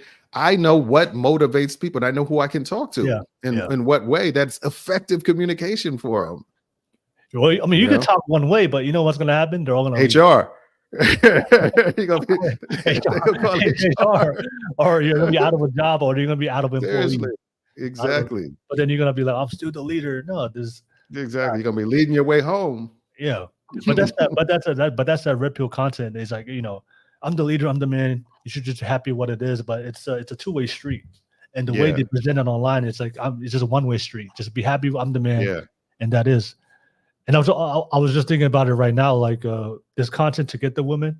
There's no content about sustaining and maintaining relationships. We just skip from getting the woman to why marriage is terrible. Exactly. You said a mouthful right there. It's like get the women, but don't marry them. Yeah, don't marry them. Like then what? Seriously, then what's the end goal of getting a woman? Is it just sex? I mean. Okay, so that's one of the theories about leadership. But that I do have another one. This is something I always hear on the manosphere. Are women too masculine? Because that's good. That's what I hear in the manosphere. Because we understand today it's a different dating culture today. Women are pursuing careers. Women out there are working because they have to. To make sure they can take care of themselves. So there's this narrative that I do see in the red pill space where modern women today are too masculine. They're no longer feminine, which I disagree highly. That's not my experience with the women that I go out there in the real world. But there is this narrative for a lot of these guys. There's no point in going there even trying because most of these women are masculine. Yeah. In as a single person, masculinity has most of the survival traits in society. You got to be strong. You got to be confrontational. Sometimes you can't always agree with everything. There's a lot of survival attached to masculinity, and women who are by themselves, a lot of times, because both men and women have masculine and feminine traits, they lean more into the masculine because that's the survival aspect of it as a single person. Women who found somebody in women are quick to fall in that feminine frame if they find a dude who they value and they view as masculine because of the things we talked about earlier, the kind of the things we talked about earlier. So they're not too masculine, but they're masculine because it's a survival technique. It's not like, and even if they challenge you on it, if you like, if you show that just basically means you have to put in more work to show that I can fall back into my femininity with you because of the men who's kind of failed me in the past by not showing me that, or I've never had a man, so I've had to do everything myself. Yeah. You know, so I don't think they're too masculine. I think it's a survival technique that a survival trait that women have adopted in modern time. Yeah, I don't think I don't believe modern women. I don't believe women are masculine. I think in every woman's core, they're feminine, and I believe as a man, this may be just me my ego as a man, but I consider myself a masculine man. I have pride being a masculine man. Yeah. If I come across a woman, there's no woman out there that's gonna out masculine me, out man. Yeah, me. yeah. I'm the fucking Yeah. man. I hear you. Right? I hear you. So and the thing. I agree. When I hear men complain about women being too masculine, the way I interpret that is, you're feminine. Because if you are in your masculine, I do believe when you're in your masculine, and women have this natural, they sense true masculinity. Yeah. And they naturally either submit. What's a word is a better word for it? But they fall back into the feminine. Yeah. They fall back. There you go. They fall back to their feminine, right? But when they're not but they don't trust the men around you. They don't feel safe around you. They have to raise up that level of masculinity. Survival, like I said, right? Yeah. And a lot of guys, they're not in their masculine, they're feminine. The women don't trust their masculinity, their leadership, and that's why they may come off like that. I don't think they're masculine. I think for me is they can maybe too disagreeable, they may be combative, maybe they're too assertive.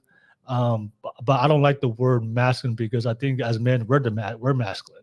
Right? Yeah. They're feminine. Any woman who comes across a real masculine man wouldn't categorize yourself as masculine, or they recognize true masculinity. Exactly, they recognize it, and they always fall back into their feminine. Because it's natural for them, right? So that's what I see when I hear from the red pill space. All women are masculine, but then if you work on your masculinity and doing the things you need to do to self-improve as a man, and also knowing how to say no. I think a lot of guys can't say no; they don't walk away. For me, is if I come across women very combative, very loud, very disrespectful, I just like, okay, I just walk away from those types of women. I don't even try to deal with it.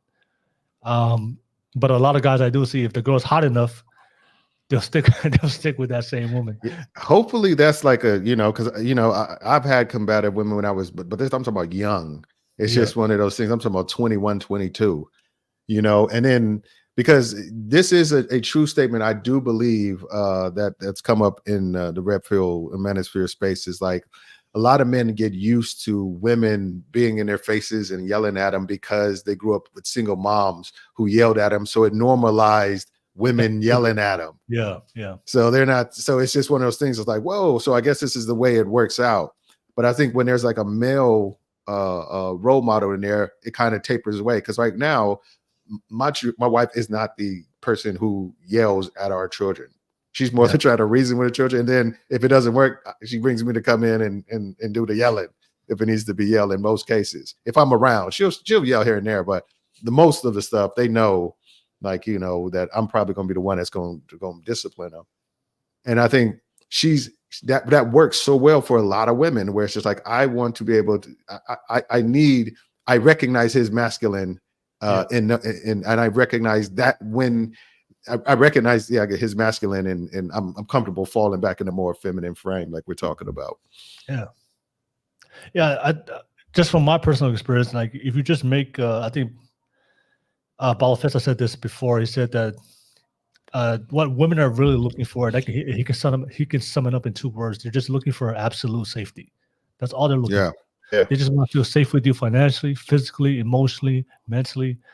And if you are that man, you're providing that safe space for when you're around there, they feel that from you. Yeah. Right. But you also got to make sure you don't take away their voice, because women need to feel like they're contributing thing. And I think a lot of dudes, it can't always be every decision is just yours and yours alone. She needs to be able to voice her, because then she feels seen. Every woman wants to feel seen and in a relationship. They don't want to feel like an employee, because you can tell an employee to do something and it's because I said, or a child to do something, it's because I said so. a partner in a relationship, you need to make sure that the spaces that they still have a voice in it, you know. And if you've got with somebody who you respect their insights, you may be like, you know what? Yeah, that's a good way to do it. Let's do it that way. You know, I see your okay. I can see your experience. Like there's certain things like my wife has way more experience, but I'm like, yeah, you know what? That's a good way to do it. Let's rock that way. But if we both are had experience and we are just at that stalemate where we don't agree, then it needs to fall back into okay, your leadership has got us where we at. I'll fall back and we can go do your route. If it gets to that point, the final decision will be mine and it will be the man's if he shows a history of good decision making and he shows and she respects, like you said, his masculinity. You know, I think one of the problems is we often compare today's women to the women in the past, but we forget the context of how those women were raised back in the day. So I'm not saying traditionally women back in the past were as vocal. I think they were still vocal, but I would say women growing up today in this modern world where we have education, they go to school, so they're going to have an opinion, right? And they're going to be more vocal to express. Just the women in my traditional in the past, what I saw from my previous from my grandfather, they weren't as opinionated.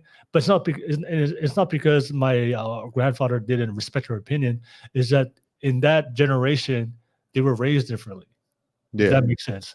So and I'm sure your grandfather had a history of making good decisions to where they felt comfortable falling back.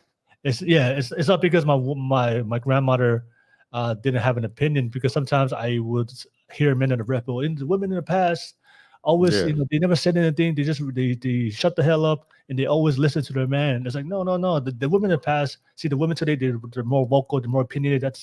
These women are more terrible to follow leadership. It's like, no, you can't compare this generation in the context of the older generation, because the women back in the day were raised differently. Today, women are educated. That's a fact. They're gonna be curious. They have questions. They learn. They learn their own experiences that they want to draw from. Right? We live in a culture that encourages women to speak up, which is not a problem, right? So that's the new wave of women today. That means we have to also adjust as a man to that. I do see it for a lot of guys is they compare the different generations, but they lack the context of how women were raised. And just because women are more opinionated today, more educated today, does not mean they're masculine. They have a degree. They're not going to follow leadership. They make more money. They're not going to follow leadership. No, that just depends on you as a man. To be in your masculine with those women. So, it's funny when I do see in a Red Pill space where like they'll just if women are educated, or if the women are making money or have a job, automatically they think, it's masculine, or there's not a good woman to be able to follow a traditional relationship, and that's more based on the biological role. So I think guys are just not putting themselves to be in that position, because when you're in your masculine as a man, you're an effective leader. Doesn't matter if she's educated or not, they make money or not. She feels safe around you, and you provide a plan and security for her, and she feels heard. It doesn't matter. She'll just fall back and be in her family. Yeah, absolutely. I mean, if you have like those 3 tenets that you said, which were great, if you consistently can have those as a part of your decision making, even if things don't work out, but you can, if she can see those tenets in the decision that you made, she'll respect it, because women ain't think everything to be perfect, and I think a lot of women are realistic. Like shit can go left.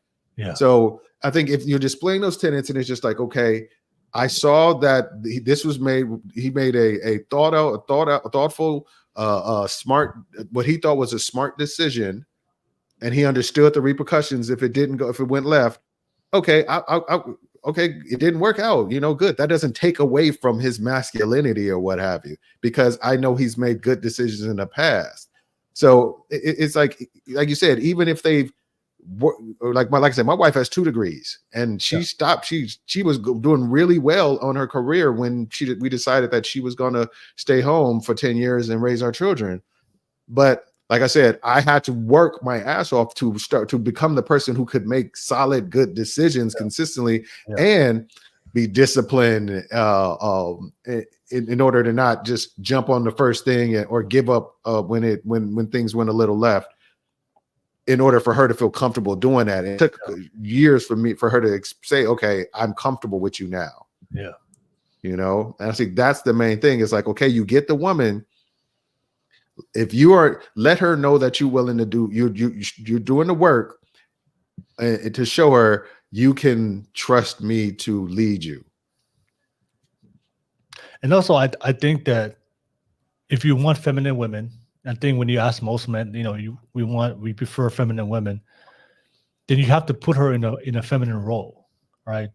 So I think one of the things that we could do as a solution to this world where women have to go to work and be in places where they tend to pick up masculine traits. I think if as a man you should be working to put yourself in a position financially where you can pay 100% of the bills. And then give her the option. Do you want to work? You can go to work. But if not, if you just want to fall back and just be in your feminine, and that's fine. And I think for most women, they would prefer that, right? But if you say, okay, but I think a lot of times, a lot of women will opt for work if they say, okay, your money is not the money. This is not an obligation of yours. If you say, okay, if you want to be able to feel like you're contributing in some way, or you just want to hold a little bit of that self-sufficiency to where you can say, oh yeah, I want to go with my girls to lunch and I don't want I want to pay for it, or I want to, like my wife, when we took our family trip last year, she paid for it because she had a good year. So she paid for the trip but it was on her. She was like, oh yeah, I want to. But it wasn't one of those things where it's like, we could have still done the trip without her, but it's just like she felt like, okay, this is my way of contributing. This is my way of showing value over and above things, because I like I said, it's not mandatory that I do this. So she feels fulfilled in her what she's doing, and I support that. And because like I said, but it doesn't take away from what she does as far as taking care of the kids and stuff like that. She's still amazing at that stuff, and she would never let it do that. Yeah. So. Yeah, I just I think I think it's the reason why, because I had conversations with a lot of this girl on the pod, and a lot of them overwhelmingly they work, but they don't want to work. They work because they have to, and they would prefer would prefer to be with a man that gives them that option. And I think for me personally, I would make sure she has that option, because I want a woman that doesn't have to go to work and deal with the stress of work and bring it home. Should ask her, do you not want to work, or you just don't want to pay bills? Right. I like that. I like that, exactly, right. And I think they don't want to pay bills. They just don't want to work. But I like feminine. I like a woman being soft and caring and nurturing and loving. Yeah. And I don't want a woman that's stressful because of what's she has a deadline to meet at work, or there's a demand at work she has to do, and that she brings that home. So I think that's something that we can do as men as a solution to of the current women today who have to work. And I think a lot of times I see a lot of guys complain about their women being too masculine, but at the same time, they're working like 2 or 3 jobs, or working an 8-9 hour shift, and then they have to come home and cook clean, take care of kids, take care of kids, and be feminine towards you. I think that's for me. That's a lot. That's a lot to ask. That's a lot to ask. Yeah, that's a lot. And the reason why the women were feminine back in the day, because they didn't have to work. They just did feminine things at home, right? Yeah, exactly. It's like femininity falls in line with security. Exactly. All right. So okay, so we talked about the things that we saw on the theories that we saw on the Red Pill space, that when we go in practical life, it's a different experience for a lot of guys out there. Is there anything that comes to mind you want to add on to that? We talked about leadership. We talked about masculinity, masculine women. We talked about the quality of women that we see online. We see that very attention-seeking types of women. Instagram whores. All types of women that they say on the live chat. But they're not the type. But are there anything you want to add on to that you see consistently that they push? But in your experience, yeah, I mean, yeah, I think I stated it. They push this this ideal that your woman should be more like your employee and not your partner. A lot of cases, it's just like, you're giving them access to your resources, so she should be willing to give up her voice and her anything related to what she wants out of life. And I think that is the detrimental way of thinking, and that's going to lead that relationship to doom. Because what's going to happen, and just to be frank, is like a woman's going to get with a guy. He's going to have that mentality. He's going to be like, I'm going to be doing everything I'm doing. You're just going to be the wife, and I'm going to use you as a resource. And then guys like the old dame in his 20s is going to meet him and hook up with him. Yeah. Behind your back. So all these cats who are following like these the fresh and fits and all that. There's a guy that was like me in my 20s who was creeping in your house when you were off on your business trip or whatever. Yeah. So it is what it is. So you're setting yourself up for some stuff. The last one I want to bring up is I understand hypergamy, right? Hypergamy, I understand that, right? Survival. Yep. Women are always looking for men to date men across the same socioeconomic level, right? But there is this narrative on the REDPILL space that regardless of any woman that you date or meet, they will eventually leave you for a better man if that opportunity presents. The example they would always use, if you could say that your woman is loyal to you, but wait till Drake or Future sends her a DM, then she'll definitely always 100% of the time she's gonna go for Drake or. If you got her on some materialistic type stuff or some flashy type stuff, 100% they're gonna go for that. But if you got her on some, I want to build with you and I'm here to protect you, like, I know my wife's celebrity crush who is her celebrity crush? Is like not I'm talking about fake celebrity crush, but Idris Elba or something like that. Yeah. If he was like come in and be like, hey, I want to holler at you, she wouldn't do it. And people like, oh, of course she would do it, but no, because she knows that, okay, she's going to trade the life I've built with her and what I provide for her for celebrity penis. I'm like that. And if you've married that type of woman, you've married wrong. Yeah. If you with that type of woman, you married wrong. It's just like, you need the woman who see a long range thinking like, it's great. You just be flattered by the fact that the person's coming at you and just be like, but I know that I'm not willing to sacrifice my whole and to blow up my whole entire life for that. Exactly. Of all the work that you've invested into this. Yeah. Seriously. I got 2 kids with this man. I'm going to let him loose on the world because Idris Elba thought I was cute. And if she has any common sense, she knows Idris Elba is not going to take her long term. Yeah. It's just it's going to be one night. He's just one night and he's gone. Right? I mean, like saying if Drake or somebody, I think that's a misnomer. I think as many women as Drake smashed, he's probably getting, if he's hollering at women with men, he probably get turned down just as much as he gets. He's successful, because a lot of women aren't stupid to know that, to be like, oh, I'm missing this opportunity to sleep with a guy. And, it's just weird because they get nothing out of it. Exactly, because women by nature, they want long-term investment. Yeah, exactly. That's what they want, right? Yeah, they want return investment. That's what they want. They want a better way of saying it. Yeah, they want return investment. Like they've invested their body, their time, their years, their youth with you and stuff like that, as much as or whatever. And you think that all of a sudden they're just going to give that up for, come on now. I mean, if you providing something of value, If they don't like you and you're and you're like. They're doing what we said earlier, where they're coming and working, making as much or more than you, working all these hours, got to clean up after you and cook all your meals and stuff like that. then you might have something to worry about. You know, but if you value them and they value you, what you provided, you ain't got to worry about that. Yeah. You know, You made a great point. You made a great point that if you have to worry about that, then you chose wrong. Yeah. Yeah, exactly. You chose wrong. Yeah. If you have to worry about that, if you have to care about that, that's especially if you're going around, you know, this certain type of level of men come around your woman. Yeah, I think you chose wrong as a man.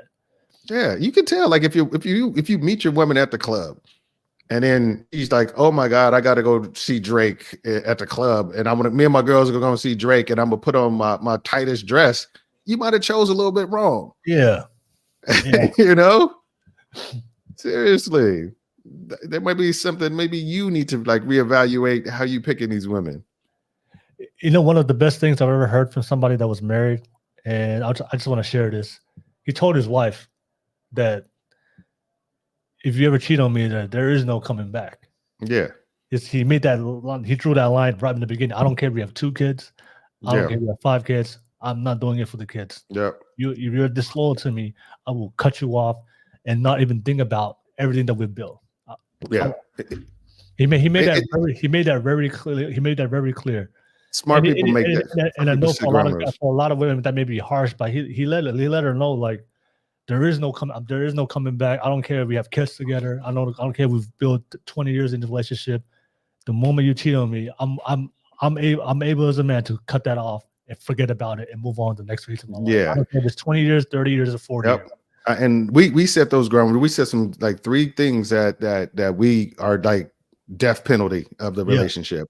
Yeah. Infidelity, abuse. Like even like she said this, if you start hitting me, we done. Or if you start hitting the children, we done. Oh, and we did. If anybody become like a drug addict, we done. Kind of situation. Okay. But this reminds me of like my dad told me this about cheating, and this is how I lived my life. It was like he said I think I was like in my 20s, and I jokingly asked had he ever cheated on my mama, and he looked at me and he was like, "Let me tell you something about cheating." He was like, "Imagine this. Imagine you get a job. You've had a bunch of shitty jobs, and then you find a dream job. They're going to pay you $10,000 a month, and they say, okay, here's what you have to do on a monthly basis to fulfill the obligations of this job." And you say, "Bet, let's go." First 6 months, you go, you do everything on the list, whatever, and you get paid no fail, 10,000 every month. The 7th month, you realize, you know what, this job is kind of easy, it's kind of boring. I don't really have to work as hard as I possibly could. You know, maybe I won't even show up some days. Maybe I'll like go get another job someplace else and like work that while I'm working this job or whatever like that. That person will never know. But your work starts to suffer. And then on the 7th month, you get your paycheck and it's $6,000. And you go to the boss and say, "Hold up, whoa. We agreed to pay $10,000 a month." He was like, "Well, we agreed under certain stipulations, certain guidelines. You have not been meeting the guidelines. So the value of what you bring is $6,000 to me." He was like, whoa, that sucks. What do I have to do to get back? He was like, "Well, I don't trust that you as much as I did. So if you work real hard for the next 2 years, I'll get you $8,000. And if you work real hard for another 5,000 years, I'll give you another 5 years. You'll get to 9,000, but you'll never get that 10,000 back." Yeah. That's how it is when you cheat on a woman. Yeah. It's like you may get some, but it'll never get it 100%. You'll get that 60%. And if you work hard, you'll get that 80%. Maybe you get that 90%. I'm like, why would I sacrifice 100% of what my woman gives me for a woman who provides me nothing? Exactly. For a minute. And that stuck with me. The way he phrased it, it was kind of old school and kind of long, but it stuck with me. It's like, if you could have 100% of what a woman gives, and 100% of what some women give is phenomenal. Yeah. Especially today's standards. Yeah. Why would you get, like I said, I'm a platinum package kind of guy. I'm not a silver package kind of guy. I want full Monty of what you have to provide, you know? So that's why I'm like, I'll never see the benefit of being unfaithful to my wife. Yeah. I just don't. And also my buddy, I told you before, I described that he drew that line with his wife, right? Yeah. But he also red-pilled her. He said, just think about it. 20 years from now, because you already know how I am. I'm ambitious. I have goals. 20 years from now, we're gonna do financially well. We're gonna be a very good place. But 20 years from now, if you cheat on me, who's who has it? Who's gonna have an easier time getting back in the dating market and finding a partner? He Yep. told her straight up, I won't have a problem. I'm Yeah. gonna go back in there. I'm gonna take care of myself. I'm financially secure. I won't have a problem finding a younger woman. Yep. But if we have 3 kids, if you go back out there 20 years from now, think about it. Are you And gonna that's a be true able? statement. Are you gonna be That is able a true to statement. attract a man just as good as me?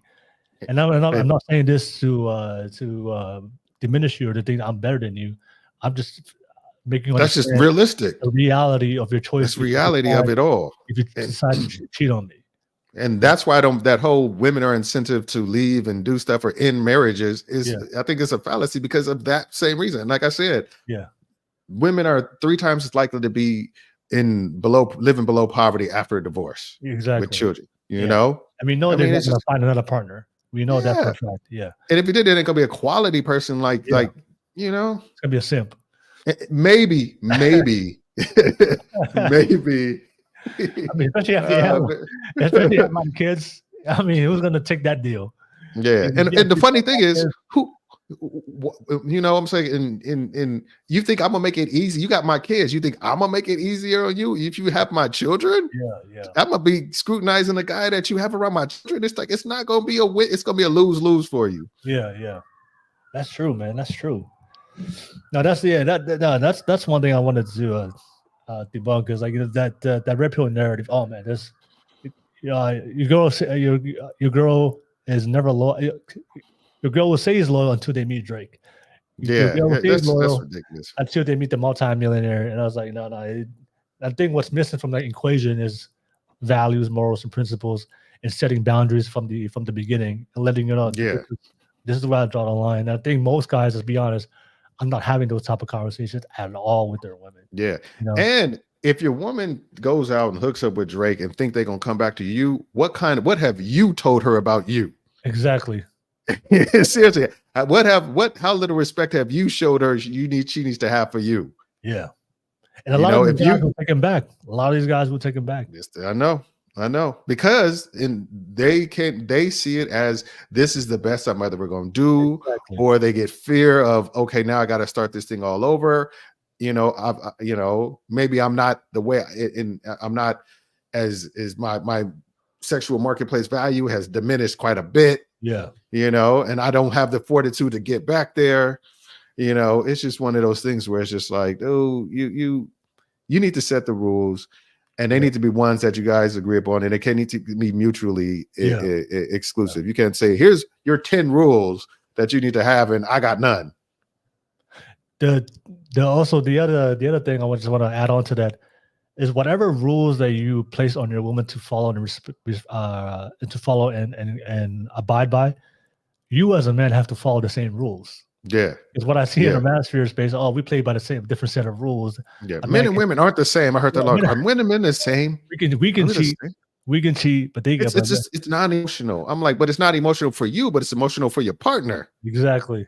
It's very emotional for the woman you cheat on. Yeah. We're human beings. You know, if you tell somebody that I can do this, but you can't, and especially when you're talking about a relationship that's supposed to be the person you love that cares about you. We're gonna anybody, doesn't matter if it's a man or a woman, is gonna feel some type of way. Wait, you get to do this and I can't. It's not gonna work out long term. That's just it. The clock is ticking on that type of situation. And like I said, and then you might actually, by thinking like that, you might actually make your biggest fear happen, which means she divorce you and take some money from you because you've built yourself up into this high status guy. Yeah. And now she's like, okay, so I can be comfortable for a little bit of time while I try to figure this thing out, and I don't have to put up with your bullshit.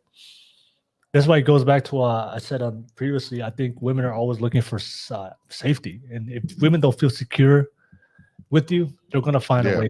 They're gonna go find it somewhere else. So if you can, you can go out there and cheat, but most women are not gonna be secure with that. Eventually, you know what? I'm gonna find something else. Regardless of how much money you make. Like, because they'll be like, I can't stop you if you want to go put on the tight dress and go see Drake. I'm not going to stop you, but you know that I will not be here when you come home. This thing, exactly. if you come in, you're going to walk up into me packing my bags. Yeah. You know, be like, cool, the kids asleep. I'm going to go and I've got myself a hotel room. I'm going to go to the hotel room so I can figure something out. You know, because it's just one of those things where it's just like, if you feel like you have to, if you feel like your woman values you that little to where she makes that a priority, you need to be ready to leave. Yeah. Pack your bags. And the unfortunate reality, it wasn't even Drake. It was the manager at McDonald's, you know. It wasn't even Drake or her future. She failed just for seriously. I mean, seriously. Seriously. Man. Go ahead.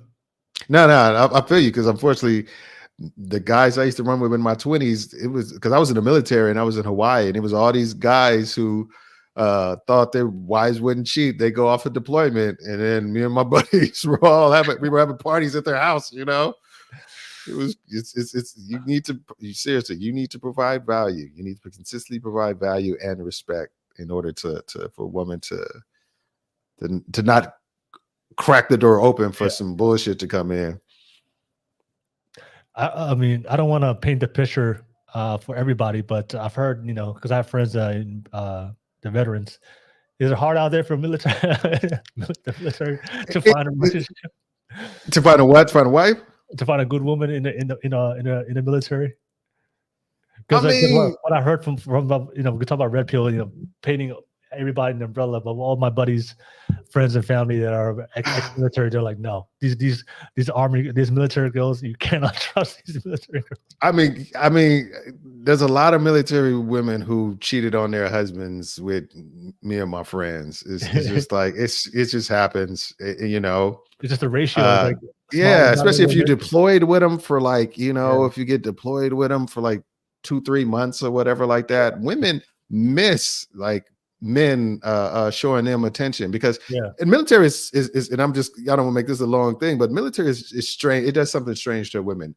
You take away the one thing that is that a lot of women view as a currency, which is their sexuality. You make them dress like a man. They can't wear makeup that much. They got to put their hair up in a bun. So it's a very unsexy situation. And when they have an opportunity to get that sexual validation back, they get all in it. They do all in it. Seriously, because they used to get it every day of their life in civilian life, and then you stick them in a desert somewhere for 3 months, and men aren't looking at them as in a sexual nature as much anymore. They're like, oh we got to lift this thing, and you know, she can't lift as much as me, or she can't run as fast as me. So you look at them as a negative. Yeah. So because their sexual currency is just not evident. Yeah. Then you get the liberty where you can go to like someplace and they get way dressed up. They get the tightest shirt, the tightest pants. They want to get all that back, and they may end up then hooking up with somebody. Yeah. Yeah, it's tough. It's tough out there. Wait. Get too legit to quit. I'm not begging my friends' wives. I'm not talking about my friends' wives. I'm talking about like strangers in the military, like other people, other women that's might have been my squadron that were married. We might have hooked up with them. No, come on now. There's rules to this. Clarify it. There's rules to this shit, brother. All right. So the last thing I want to ask you, Damien. So what did the red pill get right? You know, what did the red pill, the things that they preach, and also based on your experience, it aligns with what you see in practical in real life, practical reality? I mean, okay, if they're saying like there's a lot of cats who, if you inspire to work harder, to get into a field that makes more money, STEM or something that makes more money, get in the gym and get yourself physically fit. If you inspired somebody to you know, to any way you have confidence. I know a lot of cats would be like, oh, somebody came to me like, you saved my life, I was gonna whatever. I'll just be like, if that's true, good on them. But I think, you know, the main things that they get right is be discerning when it comes to who you date. If you for the, you know, recognize that a lot of women may not have your best interests and may not have long-term relationship thoughts when they're dating you, and just be a better you, for yourself, not just to attract women. Make attracting women a byproduct of you being the best you possible. Yeah, that's true. I do. Yeah, when it comes to the self-improvement content, I can't deny the fact that that's absolutely true. But yeah, it's just the advice and the tactics and the strategies that they advise when it comes to women to find long-term commitment. Yeah, It's just for me personally, I just don't see it aligned with a lot of things that I see in practical real life. If the men are actually really, really out there putting the work. yeah, and one thing you have to do is level set. I think a lot of people have a hard time. I think men and women. I think women especially. Because this is one thing that I think a lot of the red pill get right is like women don't level set their women to have to set their expectation on what they can actually attain, because they be like you said, they do say like women don't tell women you look fat in this. Yeah, they'll be like, oh girl, you look great, what you call it, even though they don't. So they're thinking, okay, I'm going to get my expectations of the type of men that I should be getting may be a little bit inflated. Yeah, I think they've done that. Having men kind of recognize that, I think was smart. But they also men need to like recognize they may not be eligible for the women that they think, like all these women that they see on these podcasts, these beautiful women, because it seems like they only have these incredibly beautiful women on the podcast. Yeah, you aren't getting those women. Yeah, those aren't for you. Those are women for them and their rich friends that come along the podcast. Yeah. You aren't getting those women. So you need to set expectations of, okay, if you're sharing, like, these are the women you ain't gonna get.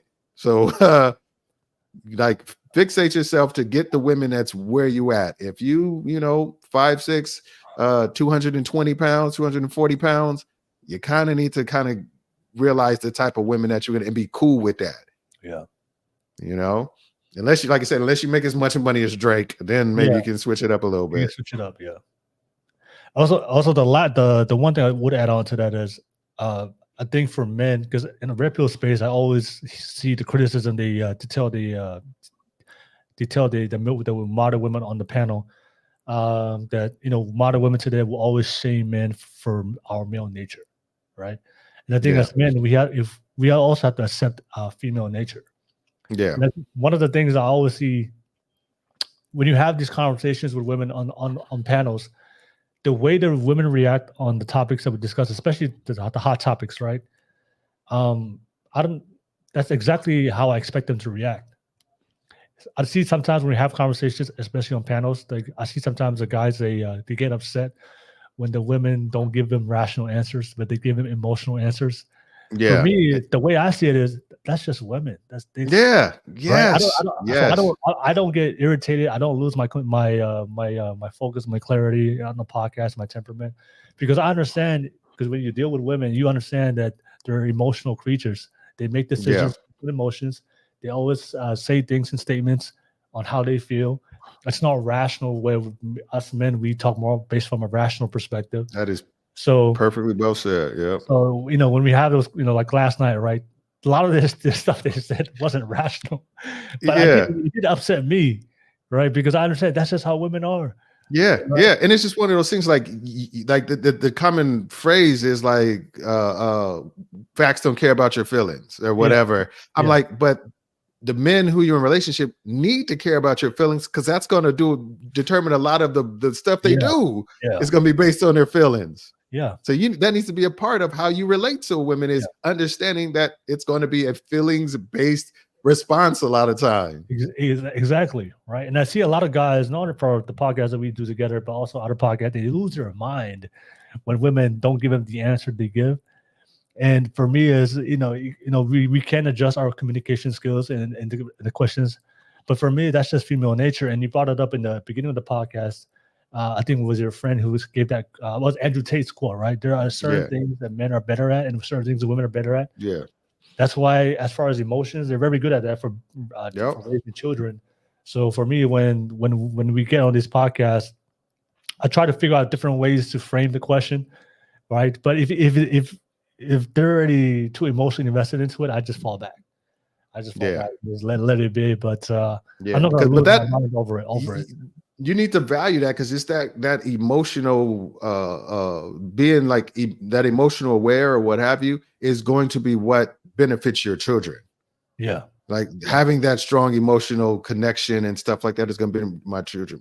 That's what I said. My wife, like I said, is a lot more emotional than me, but my children get the benefit of that because she's super engaged when they're feeling about what's going on with their feelings. Because like I said, I'm the type of person, like my kid comes and crying, I'm like, okay, what problem do I need to solve? Yeah. My wife's going to connect with the emotion of the issue. Oh my God. She's going to be empathetic. Like, oh my God, you failed. I understand how much I've failed before and my knee got scraped up. I know exactly how I feel. And I'd be like, all right, let me get the Band-Aid and throw a Band-Aid on you. You're good to go. You know? Yeah. And that's just, and I think, and the kids need both of that. Yeah. Yep. I was too late to quit. I was laughing. But Damien, yeah, we've come to the end of the pod. Thank you so much. Shout out to you, Damien. My pleasure, All right. good time. Shout out to everybody in the live chat. Thank you so much. And Damien, appreciate making the time, having these discussions. I think thanks for inviting me. I think the discussions we had, I think there's a lot of guys out there are probably realizing that the red pill content, and I think I've seen it on some podcasts or comments when guys will outgrow the red pill. You know, they were in it, and they were in it because they were in a difficult time. So it's sometimes a lot of the guys, they find that the content becomes very attractive, especially when you're going through a hard time as a guy. But then when men finally take accountability, resilient, and get disciplined, and they really want to seek a healthy long-term relationship, I think they start to realize, and they're going out there in the real world and getting that practical, real experience, they realize that, oh, a lot of the mentality I had towards women is actually not conducive for me to build something healthy. And they realize, I think I've outgrown this type of content. I think I'm looking for more.